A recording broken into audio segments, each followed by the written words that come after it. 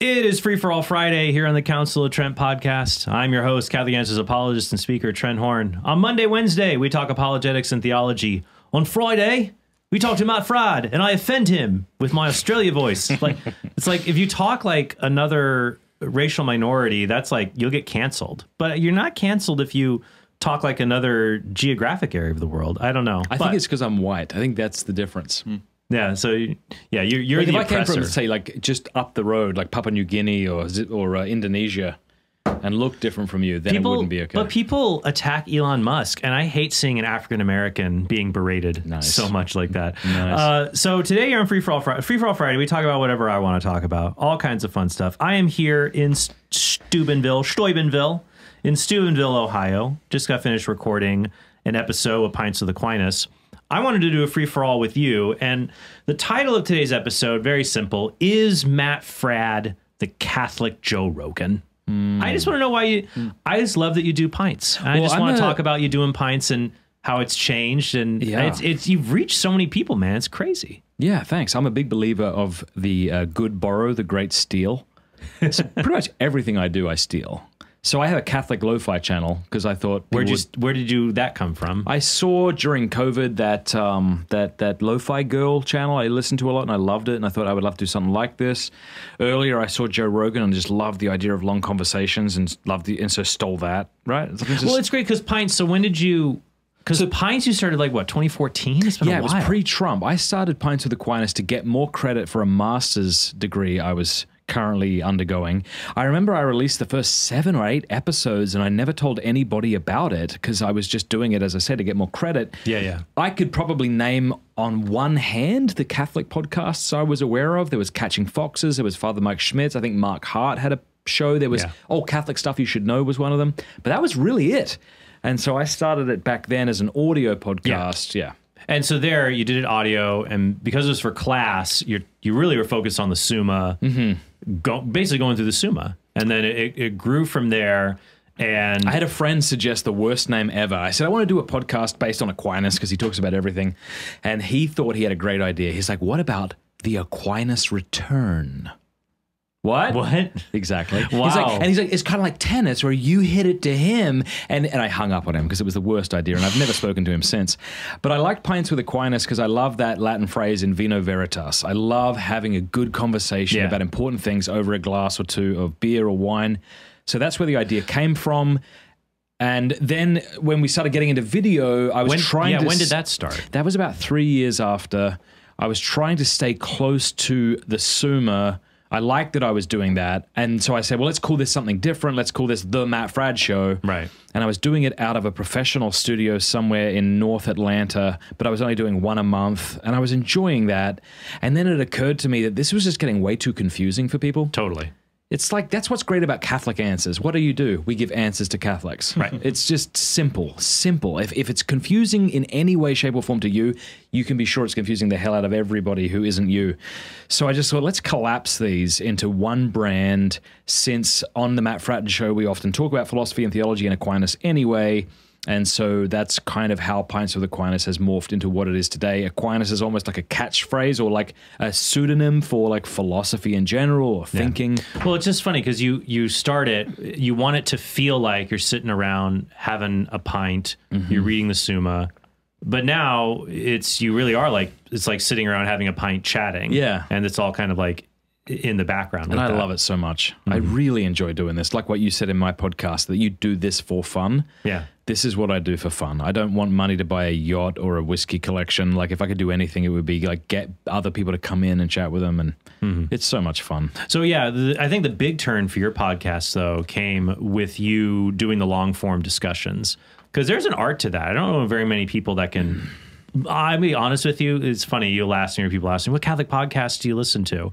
And I don't really have a lot of time to listen to podcasts in general. I'll just, scroll and read through text.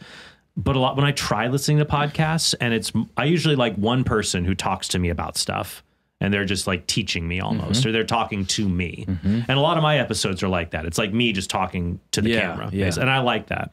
But when I listen, when it's an interview, or when it's an interview, a lot of them, because I've been the victim of bad interviews, I'm sure you have as well, so why did you write this book? What was your favorite part of the book? You know, and I appreciate when people want to ask me things, but it's like, it's so stagnated. I'm just and not talking about anything interesting. Yeah. And then I'll give an answer, and then it'll just move on to the next question instead of a natural follow-up that would have made sense there. So it's just stagnant in that regard. Or, so interviews, sometimes I'm like, this is not an efficient way for me to get the information. Other times it's banter. You have like two people. Hey guys, it's been crazy. It has been crazy. I'm like, stop it. You're not funny. Oh, it's painful. But you can just sit down with people. I mean, we just chatted for like 3 hours. You know? Yeah. Well, you know, Dave Rubin, back when he used to do interviews, I would say he was different to Rogan in that Rubin would have cards in front of him and he would want to go somewhere such that even if people started addressing something that he wanted to ask later, he would say things like, well, we'll get to that. We'll get to that. And that's one way to interview. And he's certainly a better interviewer than the people you're talking about. He's excellent, I think. But, But I like the whole, like, I just want to do this for me. Like, I just want to sit and chat with you. So it's like how Joe Rogan is like the model for this then, how he just talks to people for 3 hours. He's wonderful like that. Like, obviously, I disagree with him on many points, and I think he's vulgar and awful on certain occasions. So I'm not trying to be Joe Rogan, but I do like the idea of having a conversation with somebody. Like, if the cameras weren't on right now and we were just chatting, what would that look like? That's what I want to get to on the show. When we did the show with you and I, at the very beginning, I had to ask you, are we live? Because it just felt like you and I talking. Yeah, and you were very casual, so I wasn't sure. But that's what made it good. I didn't feel like it's all stilted. Yeah, it takes about an hour to get into a conversation with most people. I find that. Yeah, like you just have to chat and chat until all of a sudden it starts to get natural.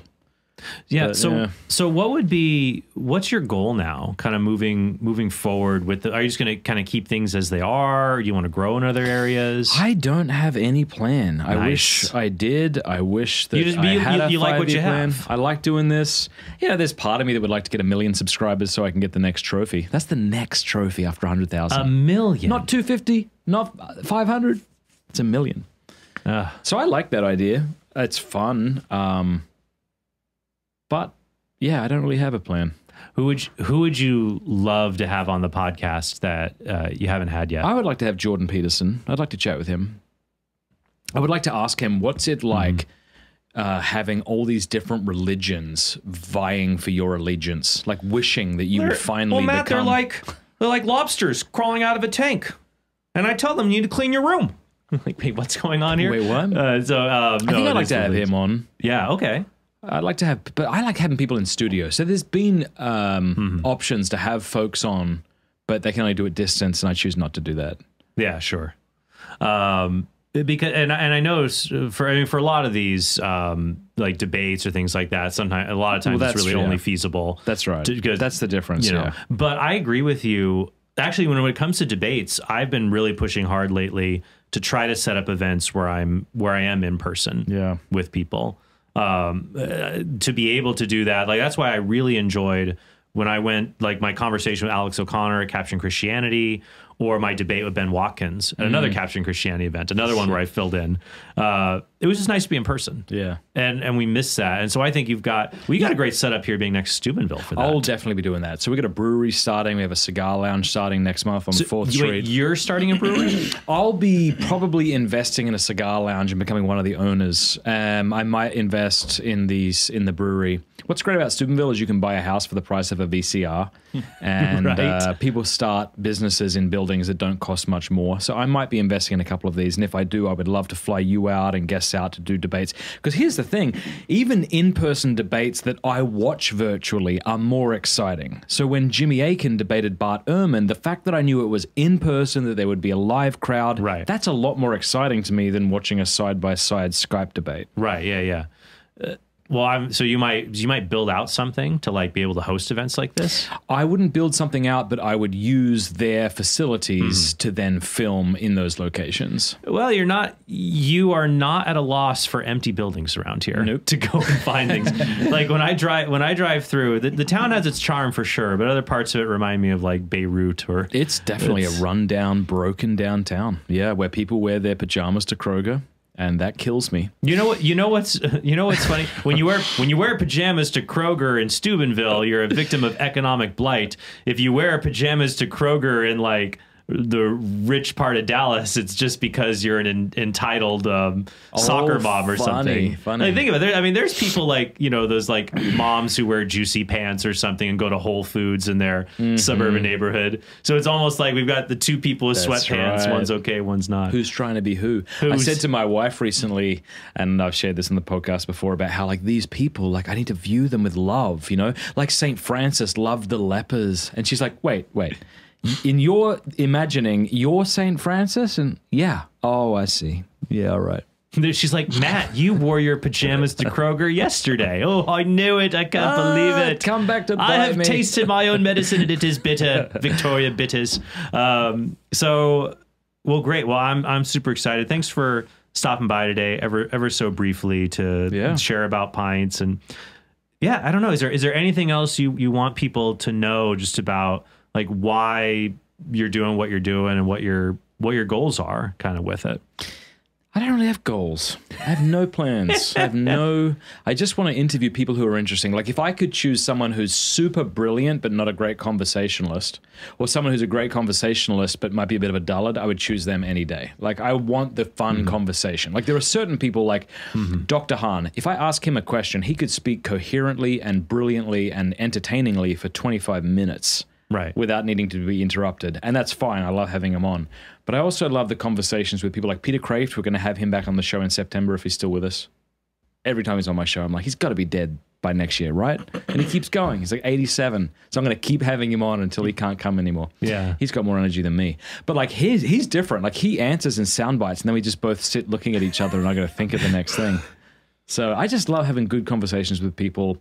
If I had a goal, it would be, I would love to try to keep us all sane in an insane world. Like Catholics who think the culture's nuts and the church is nuts. How do I maintain my equilibrium and try to be holy? I hope Pints can do that for people. I don't know if I know I don't always succeed at that, but that's the goal, I guess. Well, I think you're striving for that. There's a lot of people who focus just on outrage or just on owning people. And that's not what you're doing. You're having these good conversations. So yeah, I definitely hope that you'll have more. And then when I do fail and like do something like, I went too far, you gotta draw back. That's one of the difficult things about going live, right? Like you write a book, it's got to go through an editor, it's got to go through a publisher. But now that it's live, you just get to say stupid things and everybody sees them, and then you got to be like, dial back. So I'll leave you with this and our listeners with this. When my kids do things that displease me, I tell them, Matthew or Thomas or John Paul, but John Paul's 2. He can't understand. He just goes, no. I say, it's okay to make mistakes. It's just not okay to refuse to learn from them. And so that's important. And and same with my own podcast. There's things I've tried that have worked great. Other things I'm like, that probably wasn't as great of an idea. But that's how we improve in what we're doing. And I definitely hope people. So it's just real quick. It's almost like in a day and age where we need to be giving people the freedom to make mistakes because it's so easy to go live and make a mistake. This is the very time we're canceling everybody. We can't. People are canceled even when we need to have that freedom to explore and try new things. And not just even like the secular world canceling us, but some Catholics will be bent out of shape because of one well-meaning thing that wasn't super well thought out. Instead of charitably saying, maybe try again with this. That urge to cancel others. We don't want to do that. You know, so funny. I want to be like, everyone check out his channel, Pints of the Aquinas, as if everyone watching doesn't already know about the channel. Well, they might not. They might not. There's definitely people who come to my show that may not have heard of you or vice versa. So that that's different. You've got this wonderful. You have this wonderful plaque here. 100,000 subscribers. I'm halfway there. Cool. So I've just got to keep climbing. It's the ladder. all relative, isn't it? I mean, when you had 10,000 followers, can you imagine if someone said one day you'd have 50,000? Like it all sounds so unreachable until it is, and then you're disappointed. It also sounds weird too and egotistical. My 50,000 followers, my followers. You people listening are my followers, and I am the leader. And that's why it's a big temptation. And I'm glad actually for you on Pints, you've not let this go to your head, because when you get followers and people who tune in, it's super easy to just think like, I am the leader. I must lead you. Meanwhile, these people accidentally click subscribe and didn't know what they were doing. Like, dude, I'm not following you. Yeah, I'm like, unsubscribe, please. But what's weird is when people do get a following, you'll often hear people say, well, that person's very arrogant or he was very rude when I met him. I'm sure I'm like that to most people who meet me. And maybe it is because I'm rude, but it's also, I think, I see it from the other side now, especially in Steubenville, which is the only place I'm famous in. It's like, I don't know, it's like you can't always be on. And when you meet someone that you've really wanted to meet, your expectations are high. They don't have any. And when that collides, it would be difficult. It would be hard, especially like it'd be like meeting a comedian. And you meet them in person, you're like, they weren't very funny. Yeah. It's like, well, he doesn't do his bit every time. He's just out. I'm also just very bad. I have no poker face. So if I'm just in a bad mood or if I haven't had coffee, I'm not good. Like, hey there! I'm just very boring. You find that? Like, when you, I don't know. Like, I think people in Steubenville and other places, I was in the airport the other day, someone had listened to Pints with Aquinas, so I was super excited to meet me. But after 5 minutes, they realize I'm just as boring as they are, and they get over it. And I like that bit when they get over it. Yeah. Well, I don't know. I just try to be as polite and kind as I can and then retreat back to my hotel room to get as more quickly as possible. Well, it's like going for oxygen. I'm like, okay, I'm good. Now I'm going to go out and say hi to people. And it's like I always go back and forth to... yeah, because you're about to go speak at this apologetics conference. You're going to have thousands of adoring mums. No way. I'm going to get there. They're going to be like, do you know where that Matt Fradd guy is? Mr. Matt Fradd, yes, he'll be speaking later in the field house. So thanks so much for stopping by. You're again, welcome. Matt. Thank you guys, and definitely check out, if for some strange reason you've been living under a rock and never heard of it, definitely check out Pints with Aquinas. This is Council Trent Podcast, Free for All Friday. Thank you all for watching and listening, and I hope you have a very blessed weekend. Hey, thanks for watching this video. If you want to help us produce more great content like this, be sure to click subscribe and go to TrentHornPodcast.com to become a premium subscriber. You'll help us create more videos like this and get access to bonus content and sneak peeks of our upcoming projects.